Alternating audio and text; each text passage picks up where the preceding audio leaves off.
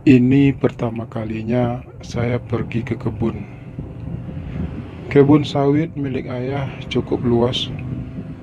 Kebun itu berada di sebuah desa tak seberapa jauh dari kota tempat saya tinggal. Kebetulan ayah sedang ada kerjaan di luar kota. Untuk itu ayah meminta saya untuk menengok kebunnya. Kebetulan saya sedang libur kuliah. Sampai di sana, saya disambut oleh Pak Darman, orang kepercayaan ayah untuk mengelola kebunnya. Mas Aji, kata Pak Darman menjabat tangan saya. Tumben mas ke kebun, lanjutnya.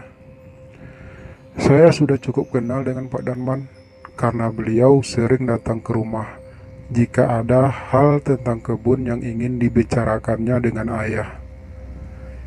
Iya nih Pak Darman, jawab saya setelah melepaskan tangannya. Disuruh ayah, soalnya ayah lagi di luar kota. Lanjut saya menjelaskan. Pak Darman hanya tersenyum manggut-manggut. Saya tak begitu paham dengan kebun sawit karena saya memang kurang suka. Saya juga tidak tahu apa yang ayah lakukan jika ia ke kebun. Untuk itu, saya hanya berjalan berkeliling kebun didampingi Pak Darman sambil melihat para pekerja yang sedang sibuk bekerja. Saya memperhatikan mereka bekerja.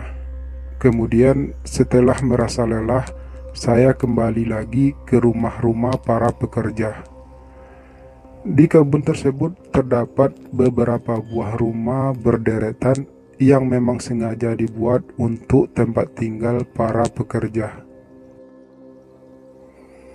Sesampainya saya di perumahan tersebut, saya menuju ke salah satu rumah yang paling ujung. Saya hanya ingin menumpang istirahat sejenak. Waktu itu hari masih sekitar jam 10 pagi. Para pekerja masih berada di kebun untuk bekerja. Rumah-rumah mereka semuanya tertutup kecuali rumah paling ujung. Untuk itu saya segera menuju ke sana. Saya mencoba mengucapkan salam ketika telah sampai di depan pintu. Namun belum sempat saya menyelesaikan ucapan salam, seorang pemuda muncul di ambang pintu. Pemuda itu tersenyum ramah. Ia hanya memakai baju singlet putih dan celana pendek. Badannya terlihat kekar dan gagah. Tiba-tiba saya merasa jantung saya berdegup cukup kencang sambil saya berusaha membalas senyum pemuda itu. Ada apa, Mas Aji? Tanya pemuda itu kemudian. Saya tidak tahu dari mana ia tahu nama saya. Mungkin Pak Darman udah cerita, pikir saya. Kamu nggak kerja? Tanya saya akhirnya berusaha mengatasi rasa grogi yang tiba-tiba saya rasakan. Oh, belum Mas Aji, jawabnya. Saya kan tukang panen mas, jadi kerjanya biasanya 3 atau 4 hari seminggu. Kebetulan hari ini belum ada yang akan dipanen, lanjutnya menjelaskan. Saya manggut-manggut, kemudian berujar, saya boleh numpang istirahat sejenak di sini. Ya, silakan mas, masuk aja, balasnya. Kamu sendirian aja di sini? Tanya saya lagi. Enggak sih mas, saya bersama 2 orang lainnya, tapi sekarang mereka lagi kerja di kebun. Perumahan emang sunyi seperti ini ya? Saya bertanya lagi sambil melangkah masuk. Iya mas, soalnya kalau jam segini anak-anak pada sekolah semua. Bapak-bapaknya di kebun dan para ibu-ibu biasanya ke pasar atau ikut ke kebun. Jelasnya cukup panjang. Istirahat di kamar aja Mas Aji, pemuda itu berujar lagi setelah melihat saya hanya berdiri di ruang tengah. Rumah itu cukup luas dengan 1 kamar tidur, ruang tamu, dan dapur serta terdapat kamar mandi di bagian belakang. Antara rumah satu dengan rumah lainnya saling berdempetan. Meski terbuat dari papan, rumah-rumah itu cukup kokoh dan rapi. Saya pun masuk ke kamar tidur. Di dalam tidak ada ranjang, hanya terdapat 2 buah kasur tersusun rapi. Maaf ya Mas Aji, kamarnya berantakan. Maklum, kami bertiga tinggal di sini, belum ada yang berkeluarga, jadi masih bujang semua, sehingga rumah beserta isinya agak berserakan. Pemuda itu berujar lagi, "Oh, nggak apa-apa, saya hanya mau tiduran sebentar," balas saya, sambil saya langsung duduk di atas kasur. "Mas, mau saya ambilkan minum?" tanyanya lagi. "Oh, nggak usah." Pemuda itu masih berdiri di ambang pintu kamar. "Oh ya, nama kamu siapa?" tanya saya kemudian. "Saya Arlan Mas, saya udah hampir setahun bekerja jadi tukang panen di sini," jawabnya. "Kamu nggak usah berdiri aja, kamu duduk di sini saja, temani saya ngobrol," ucap saya selanjutnya. Pemuda itu, Arlan, melangkah masuk. Namun sebelum ia masuk, saya memintanya untuk menutup dan mengunci pintu kamar. Dengan sedikit ragu, Arlan pun melakukannya. Arlan duduk di samping saya agak jauh. Darah saya berdesir menatap Arlan yang begitu kekar. Meskipun kulit Arlan tergolong hitam, namun wajahnya sangat manis. Saya merasa tidak bosan menatap wajah itu. Jiwa gay saya meronta tiba-tiba melihat Arlan yang hanya memakai singlet dan celana pendek itu. Apalagi cuaca saat itu mendung dan udara terasa dingin, ditambah pula suasana begitu sunyi. Pikiran saya mulai menerawang, membayangkan tubuh Arlan dalam pelukan saya. Namun Arlan terlalu sopan. Saya harus lebih sabar untuk menghadapinya. Saya tidak boleh buru-buru, harus pelan-pelan. "Mas, mau saya pijitin?" tanya Arlan tiba-tiba membuyarkan lamunan saya. Saya menatapnya cukup lama, berpikir, mungkinkah Arlan juga punya pikiran yang sama dengan apa yang barusan saya hayalkan. Saya tersenyum. "Boleh kalau Arlan tak keberatan," balas saya akhirnya.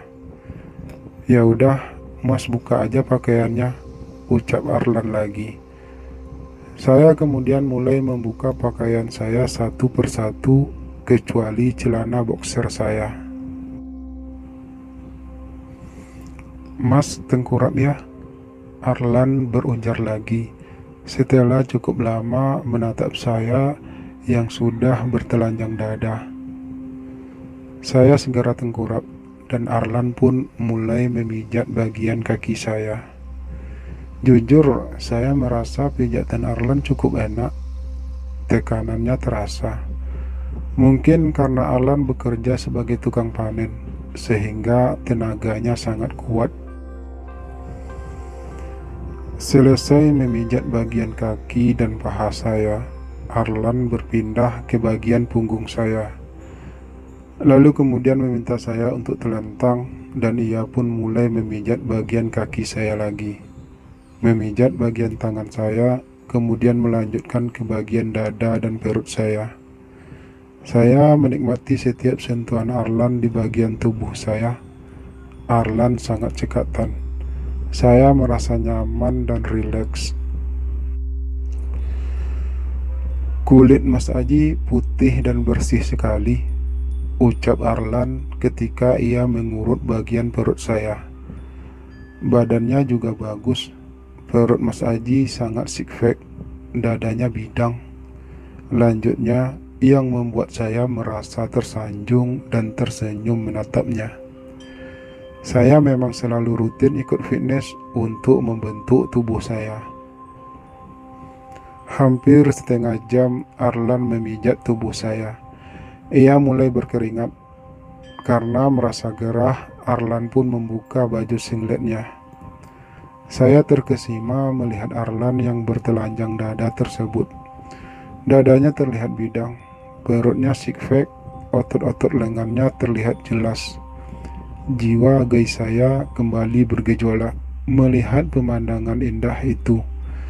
Jarang-jarang saya bisa bertemu dengan cowok kekar seperti Arlan.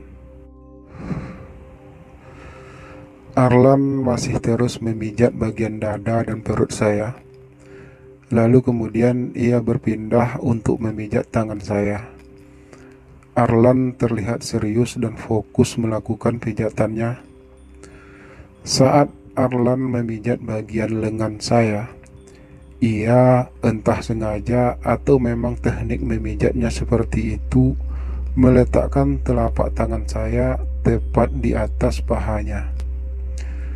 Paha itu memang masih terbalut celana pendek kaos tipis, tapi tetap saja saya bisa merasakan kehangatannya. Cukup lama Arlan melakukan gerakan itu, hingga membuat saya merasa tidak tahan sendiri. Perlahan saya pun mengelusnya. Paha itu terasa hangat, bulu-bulunya membuat saya semakin bergetar. Merasakan hal itu, Arlan sedikit terperanjat. Ia spontan menghentikan pijatannya, lalu menatap saya cukup lama. Saya pun tersenyum membalas tatapan Arlan. "Mas Aji mau apa?" tanya Arlan terdengar lugu. Untuk sesaat saya hanya terdiam. Saya bingung mau menjawab apa, tapi refleks saya pun bangkit untuk duduk. Saya duduk pas berada di depan Arlan. Wajah Arlan berada sangat dekat dengan wajah saya. Jantung saya pun kembali bergemuruh saat itu. Saya tatap wajah itu penuh perasaan. Saya ingin kamu, ucap saya akhirnya dengan suara bergetar menahan gejolak. "Mas Aji ingin saya bagaimana?" Arlan bertanya lagi, sambil sedikit menunduk menghindari tatapan saya. Saya tidak tahu, apa Arlan berpura-pura lugu, atau sebenarnya ia merasa takut karena ia tahu bahwa saya adalah anak dari pemilik kebun sawit ini. Tidak tahu harus menjelaskan apa, saya pun akhirnya memegang dagu Arlan dan mengangkat wajahnya ke atas. Lalu dengan perlahan saya pun mencoba mendekatkan bibir saya dengan bibir Arlan. Kali ini Arlan terperanjat lagi. Lalu dengan refleks segera mendorong tubuh saya. Saya merasa cukup kaget, tapi Arlan semakin menjauhkan tubuhnya. Bergerak mundur lalu berdiri dengan perlahan. "Maaf Mas Aji, saya tidak bisa. Saya merasa geli." Begitu ucap Arlan ketika ia sudah berdiri, dengan suara sedikit terbata. Saya merasa tertohok, bibir saya kelu tiba-tiba. Semangat saya yang sudah terlanjur memuncak tidak bisa menerima ucapan Arlan barusan. Saya menarik napas panjang, mencoba menahan segala gejolak saya. Tapi saya justru semakin tertantang untuk melampiaskannya. Saya semakin penasaran dengan Arlan. Namun saya juga tidak mungkin memaksa Arlan. Saya harus lebih sabar lagi dan hati-hati. Meski akhirnya saya sadar, jika Arlan tidaklah seperti yang saya pikirkan sejak tadi. Ia laki-laki normal. Semua yang terjadi barusan hanyalah mungkin karena ia merasa tidak enak hati untuk menolak keinginan dari anak pemilik kebun ini. Beberapa saat saya masih mematung, menarik napas panjang sekali lagi, lalu menghempaskannya perlahan. Saya merasa sudah terlanjur malu di depan Arlan, namun saya tidak kehabisan akal. Bahkan jika perlu, saya akan menggunakan kekuasaan saya sebagai anak pemilik kebun sawit ini untuk bisa mendapatkan Arlan pagi itu. Saya pun akhirnya berdiri. Saya berdiri tepat di hadapan Arlan. Jarak kami tidak lebih dari setengah meter. Arlan mencoba mundur, tapi tubuhnya terbentur dinding kamar yang membuat ia harus terhenti. Saya terus melangkah mendekat. Arlan terlihat panik, tapi saya tidak peduli. Saya hanya ingin menyalurkan keinginan saya yang sudah terlanjur bergejolak. Arlan terlalu menarik untuk dilewatkan begitu saja, dan saya tidak ingin menyia-nyiakan kesempatan itu. Meski saya sadar, Arlan tidak mudah untuk ditaklukkan. Namun saya bahkan hampir kehilangan akal sehat saya waktu itu. Saya sudah berdiri kembali di hadapan Arlan, sangat dekat. Namun Arlan dengan spontan kembali mendorong tubuh saya agar menjauh. "Jangan Mas Aji," mohon Arlan terdengar sedikit menghibah.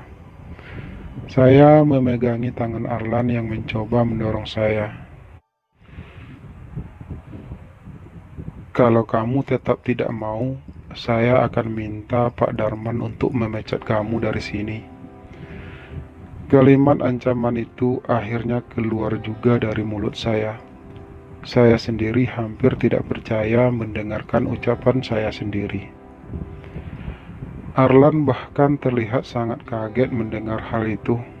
Raut wajahnya terlihat pucat tiba-tiba. "Tapi saya nggak bisa, Mas. Saya tidak pernah melakukan hal seperti ini," ucap Arlan akhirnya dengan masih terbata. "Tadi saya berniat memijat Mas karena Mas Aji kelihatan capek dan sedikit lesu. Saya tidak ada maksud apa-apa. Tolong saya, Mas Aji. Jangan lakukan hal ini sama saya. Saya sangat butuh pekerjaan ini." Arlan terus berbicara panjang lebar. Suaranya semakin terdengar menghibah. Terus terang, saya pun merasa iba melihat Arlan seperti itu. Namun akal sehat saya tidak berjalan dengan normal waktu itu. Yang saya inginkan hanyalah menikmati hangatnya tubuh kekar Arlan, tak peduli apapun caranya. "Justru karena kamu belum pernah melakukannya, biarkan saya menjadi yang pertama buatmu, Arlan." Saya berucap lagi, kali ini terdengar semakin jahat. "Nanti saya kasih kamu uang yang banyak, asal kamu mau melakukannya sekarang." Saya melanjutkan lagi, mencoba memberi tawaran kepada Arlan. Arlan kembali terdiam. Ia terlihat sedang berpikir keras. Saya tahu posisi Arlan serba sulit. Ia pasti sangat takut kehilangan pekerjaannya. Namun sebagai laki-laki normal, tentu saja ia merasa jijik dan geli untuk melakukan hal tersebut dengan saya. Tapi sekali lagi, saya sudah tidak peduli dengan hal itu. Saya sudah benar-benar tidak terkendali. Logika saya sudah tidak berjalan pada koridornya. Saya hanya menginginkan Arlan yang sudah terpampang jelas di depan mataku. Setelah cukup lama Arlan terdiam dan berpikir, ia pun berucap, Baiklah Mas Aji, saya mau, asal saya dikasih uang. Dan tolong jangan ceritakan kepada siapapun tentang hal ini." Suara Arlan terdengar bergetar. Saya pun tersenyum penuh kemenangan sambil melangkah kian mendekat. Saya tahu Arlan tak akan berani menolak saya. Hati saya bersorak riang. Saya kembali merasa bergejolak. Sebuah keindahan dan sempurna telah terbayang dalam anganku. Arlan terlalu indah. Saya tidak akan melepaskannya. Tapi saya belum pernah melakukan hal ini, Mas Aji, apalagi dengan sesama laki-laki. Arlan berujar ketika saya hendak menyentuh dadanya. Saya tidak tahu harus melakukan apa. Lanjutnya, yang membuat saya tersenyum senang. Kamu nikmati aja apa yang saya lakukan sama kamu, ucap saya membalas, sambil saya mulai merapatkan tubuh saya ke tubuh atletis milik Arlan. Saya tahu Arlan berusaha menahan rasa jijik dan rasa gelinya. Ia terlihat memejamkan mata dan menahan nafas. Saya juga tahu tidak akan mudah bagi saya untuk membuat Arlan bisa menikmati hal tersebut. Tubuh Arlan bergetar kembali. Keringat dingin membasahi dada bidangnya. Ketika bibir saya hendak menyentuh bibir Arlan, saat itulah tiba-tiba saya mendengar suara gaduh di luar. Ternyata para pekerja telah kembali dari kebun.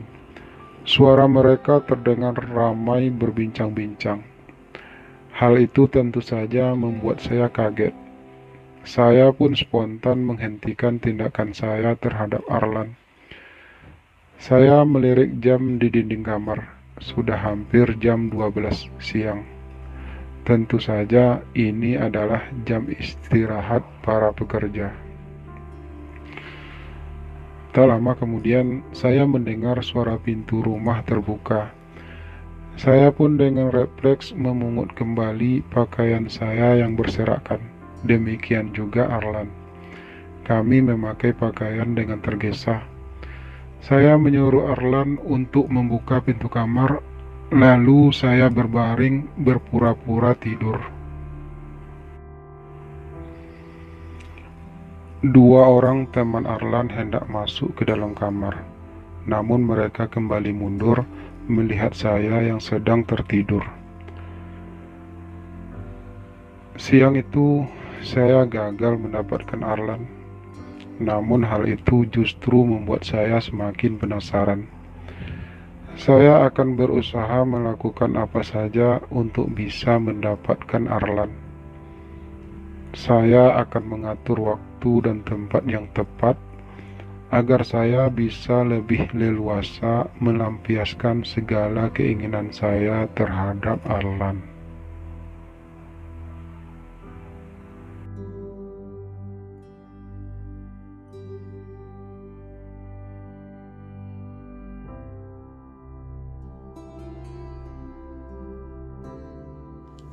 Beberapa hari kemudian, setelah kejadian menegangkan di kebun sawit itu, saya kembali mendatangi barak tempat Arlan tinggal. Kali ini saya ke kebun bukan lagi karena disuruh ayah, tapi karena aku masih penasaran dengan Arlan. Karena itu, saya ke sana diam-diam, lalu menemui Pak Darman untuk meminta izin membawa Arlan ke kota. Saya hanya minta ditemani ke kota sebentar, Pak Darman. Nanti sore saya antar lagi Arlan ke sini, ucap saya menjelaskan. Dengan sedikit bingung, Pak Darman pun mengizinkannya. Saya dan Arlan berangkat ke kota dengan mengendarai mobil yang memang sengaja saya bawa dari rumah tadi. Tawaran saya masih berlaku buat kamu, Arlan, ucap saya mengawali pembicaraan ketika kami sudah berada dalam perjalanan. Kalau kamu mau, saya akan kasih kamu uang dan tentu saja pekerjaanmu tetap aman. Saya melanjutkan. Arlan masih terus terdiam. Saya tahu, ia merasa terpaksa untuk ikut dengan saya. Tapi saya yakin, pada akhirnya ia tidak akan menyesali semua ini. Lalu sekarang kita mau kemana? Tanya Arlan akhirnya setelah kami sudah berada di keramaian kota. Ke sebuah hotel, jawab saya singkat. Tak lama berselang, mobil kami pun parkir di sebuah gedung hotel yang cukup mewah.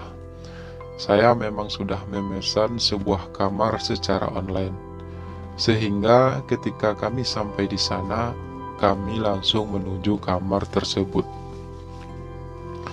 Arlan mengikuti langkah saya masuk ke dalam kamar hotel tersebut.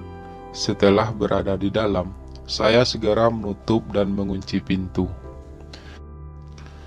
Arlan terlihat sedikit kebingungan.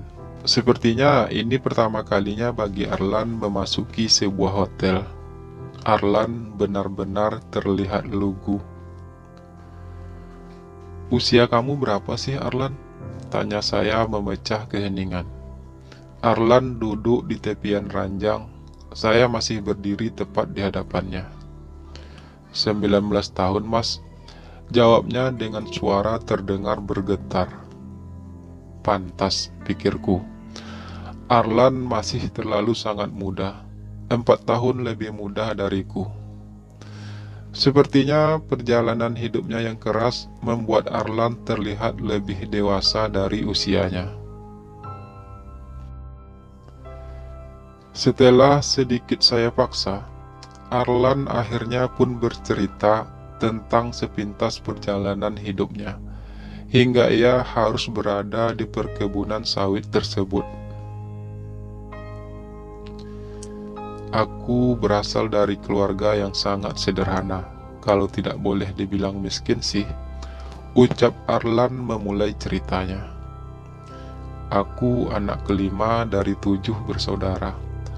Aku memang berasal dari kampung. Semua keluargaku tinggal di kampung. Pada saat usiaku masih 14 tahun, aku sudah mulai merantau," lanjutnya. "Karena kehidupan kami yang selalu kekurangan, aku dan saudara-saudaraku yang lain hampir tidak bersekolah sama sekali, kecuali hanya lulusan SD.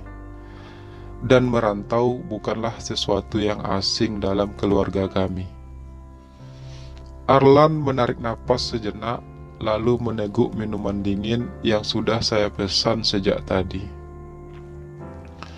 "Aku memang sengaja memesan beberapa makanan ringan dan berbagai minuman untuk kami. Aku ingin Arlan merasa terkesan, dan tentu saja aku ingin agar malam pertamaku dengan Arlan benar-benar menjadi malam yang luar biasa. Kakak pertamaku sudah merantau sejak masih berusia 16 tahun. Begitu juga kakak ketigaku. Ia sudah sejak lama tidak pulang ke kampung." Arlan melanjutkan ceritanya lagi. "Alasanku merantau bukan saja karena mengikuti jejak kakak-kakakku, tapi juga karena tuntutan hidup. Tidak banyak pilihan pekerjaan di kampungku, selain jadi petani dan buruh." Saya merasa cukup prihatin mendengar cerita Arlan. Saya sempat beberapa tahun terlunta-lunta di kota, sampai akhirnya saya bertemu Pak Darman, dan beliau pun mengajak saya ikut bekerja dengannya di perkebunan sawit itu. Lanjut Arlan mengakhiri ceritanya. "Dan saya masih terpaku. Sungguh sebuah perjalanan yang cukup menyedihkan. Perlahan rasa iba kembali menyelinap dalam hatiku. Perasaan tak tega semakin menguasaiku. Saya sudah terbiasa hidup susah, Mas Aji," ucap Arlan kemudian. "Tapi saya juga takut kehilangan pekerjaan saya. Jadi saya sudah pasti tidak bisa menolak apapun keinginan Mas Aji saat ini," lanjutnya dengan nada lirih. Mendengar hal itu, saya semakin tak tega. Saya seperti memanfaatkan kekuasaan saya untuk mendapatkan keinginan saya. Namun Arlan juga sudah pasrah, dan tentu saja hal itu merupakan sebuah keuntungan bagi saya. Uang bukan tujuan utama saya, Mas Aji, tapi yang penting saya tetap bisa bekerja di kebun sawit tersebut. Suara lirih itu terdengar kembali. Sekarang Mas Aji mau saya bagaimana? Tanya Arlan melanjutkan. Saya masih terdiam, berpikir panjang. Saya bisa saja dengan mudah mendapatkan tubuh Arlan, tapi bukan itu tujuan utama saya. Saya ingin Arlan juga jatuh cinta sama saya, meski itu merupakan sesuatu yang sulit dan butuh proses panjang. Perlahan saya pun mulai mendekati Arlan, memeluk tubuh kekarnya yang masih terasa sangat kaku bagiku. Arlan memejamkan matanya, mencoba menahan rasa geli dan jijiknya padaku. Namun pelan tapi pasti, saya mulai menguasai keadaan. Kepasrahan Arlan membuatku lebih leluasa untuk mempermainkannya. Siang itu, kami pun bersimbah keringat mencapai pendakian yang panjang. Sungguh sangat luar biasa bagiku, sebuah pengalaman yang sangat indah. Arlan terhempas kelelahan, dan sepertinya ia bisa menikmati hal tersebut. Itu terlihat dari senyumnya yang penuh kepuasan. Dan bahkan kami sampai menginap malam itu di hotel. Aku sengaja menelpon Pak Darman untuk meminta izin Arlan pulang esok harinya. Urusan saya belum selesai, Pak Darman, jadi kemungkinan kami pulangnya esok siang. Jelasku beralasan kepada Pak Darman. Aku yakin Pak Darman bisa memakluminya.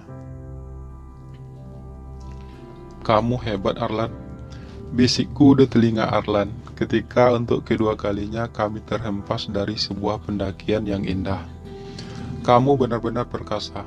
Aku semakin menyukaimu. Lanjutku masih berbisik. Arlan hanya tersenyum tipis. Sepertinya ia benar-benar kelelahan. Saya pun segera memesan makan malam secara online untuk bisa memulihkan tenaga kami kembali. Karena saya yakin akan ada ronde berikutnya. Waktu masih sangat panjang untuk kami habiskan berdua malam ini. Benar-benar hari yang panjang dan melelahkan, namun sangat berkesan bagiku. Arlan sekarang sudah berada dalam genggamanku. Ia sudah mulai bisa menikmati hal tersebut, dan saya merasa sangat bangga bisa menaklukkan pemuda kekar itu.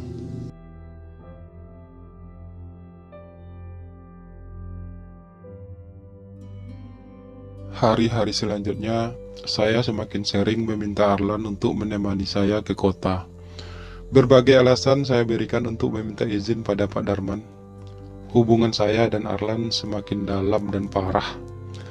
Dan tentu saja, saya selalu memberi sejumlah uang kepada Arlan setiap kali kami menyelesaikan pendakian kami bersama.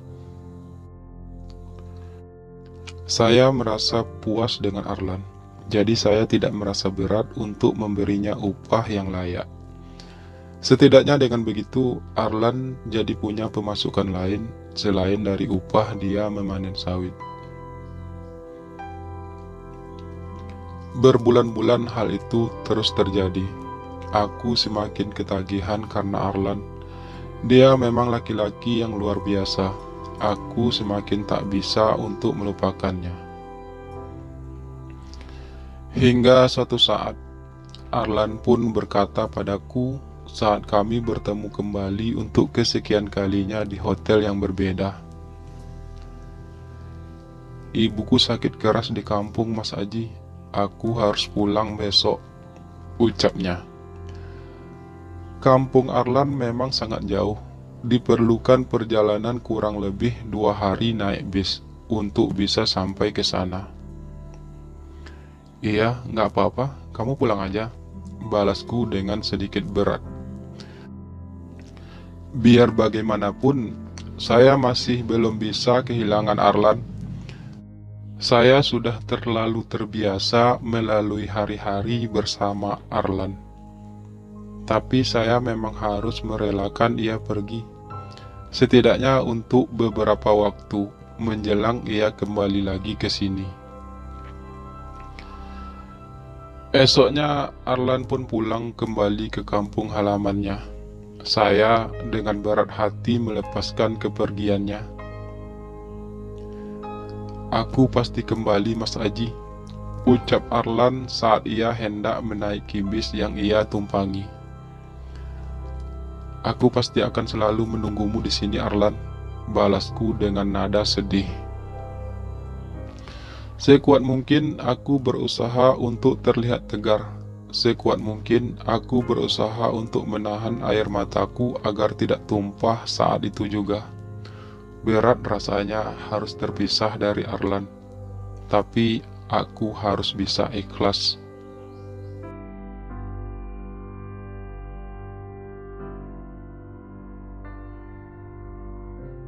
Seminggu dari hari kepergian Arlan, saya masih bisa terus menghubunginya melalui ponsel.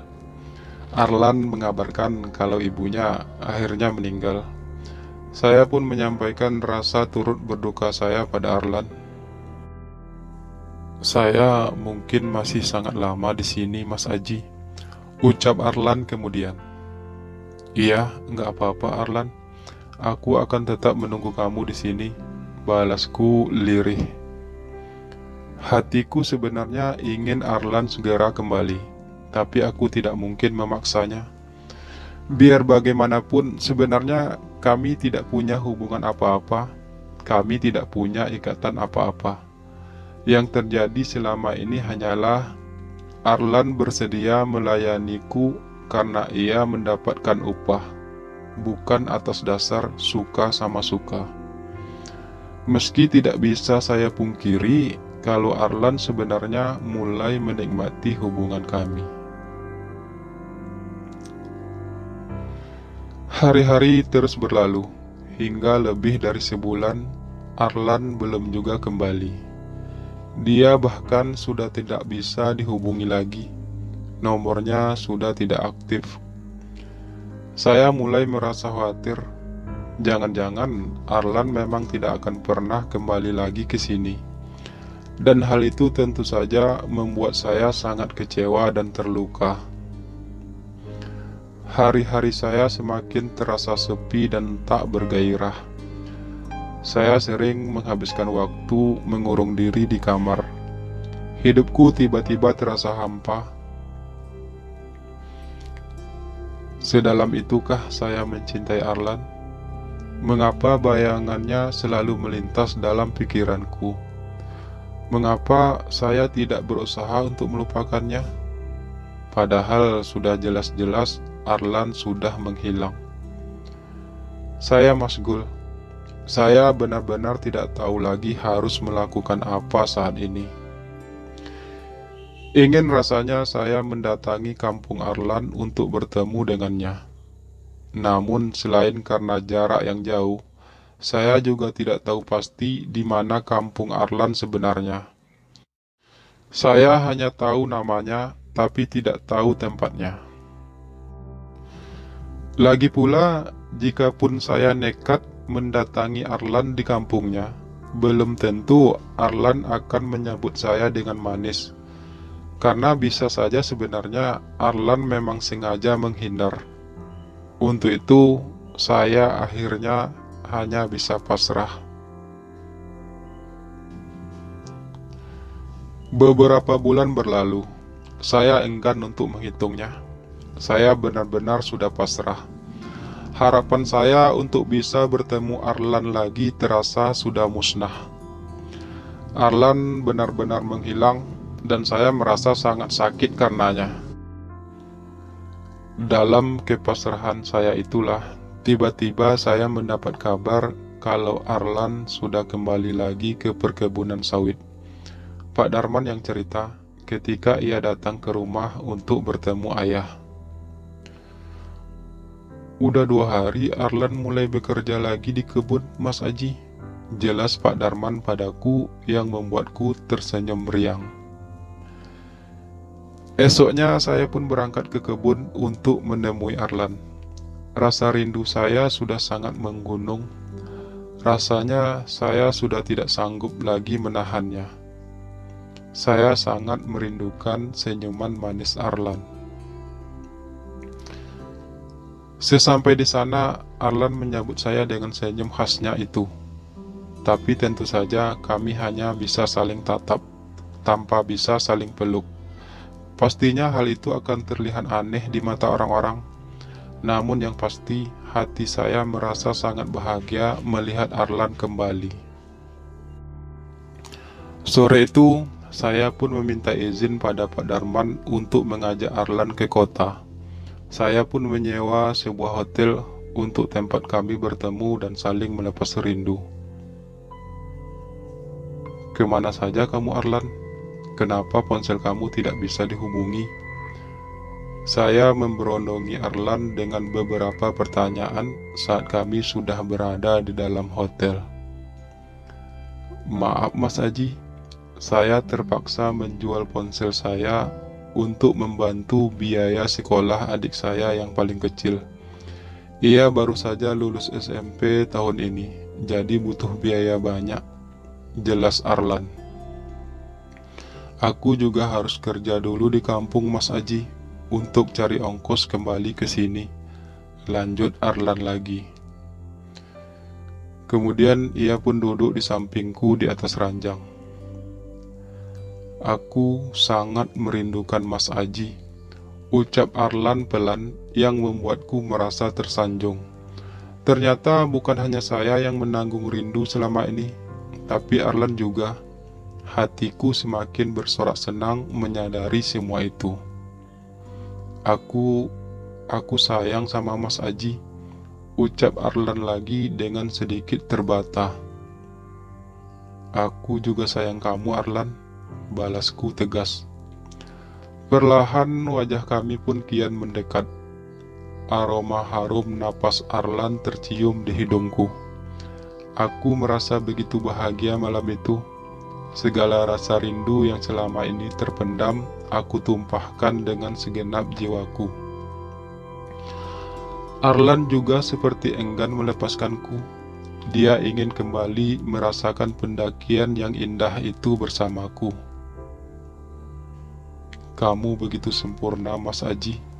Aku tidak bisa melupakan kelembutan Mas Aji. Aku ingin selalu merasakannya. Tak peduli aku dibayar atau tidak, yang penting aku bisa terus bersama Mas Aji.